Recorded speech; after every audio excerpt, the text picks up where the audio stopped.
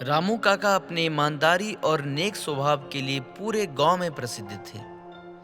एक बार उन्होंने अपने कुछ मित्रों को खाने पर आमंत्रित किया।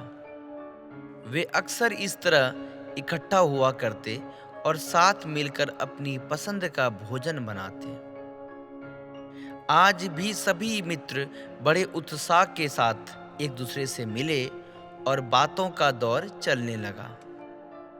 जब बात खाने को लेकर शुरू हुई, तभी काका को एहसास हुआ कि नमक तो सुबह ही खत्म हो गया था।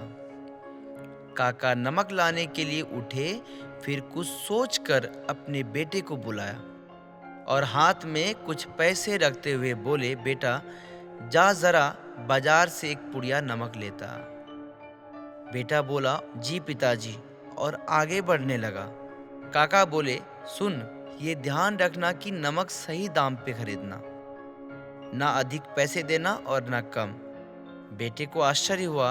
उसने पूछा, पिताजी अधिक दाम में ना लाना तो समझ में आता है, लेकिन अगर कुछ मोल भाव करके मैं कम पैसे में नमक लाता हूँ और 4 पैसे बचाता हूँ तो इसमें हर्ज ही क्या है?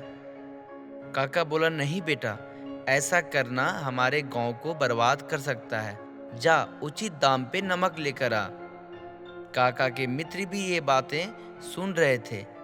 किसी ने बोला, भाई तेरी ये बात समझ ना आई, कम दाम पे नमक लेने से अपना गांव कैसे बर्बाद हो जाएगा? काका बोले, सोचो कोई नमक कम दाम पे क्यों बेचेगा? तभी ना जब उसे पैसों की सख्त जरूरत हो। और जो कोई भी उसकी इस स्थिति का फायदा उठाता है, वो उस मजदूर का अपमान करता है जिसने पसीना बहाकर कड़ी मेहनत से नमक बनाया होगा। लेकिन इतनी सी बात से अपना गांव कैसे बर्बाद हो जाएगा? मित्रों ने हंसते हुए कहा। काका बोले, शुरू में समाज के अंदर कोई बेईमानी नहीं थी, लेकिन धीरे धीरे हम लोग इसमें एक एक चुटकी बेईमानी डालते गए और सोचा कि इतने से क्या होगा, पर खुद ही देख लो हम कहाँ पहुँच गए। आज हम एक चुटकी ईमानदारी के लिए तरस रहे हैं। तो दोस्तों, इस कहानी से हमें क्या सीख मिलती है? एक एक अंश से प्रेरित ये कहानी हमें छोटे छोटे मसलों में भी पूरी तरह ईमानदार होने की सीख देती है और हमें दूसरों के प्रति संवेदनशील होना सिखाती है।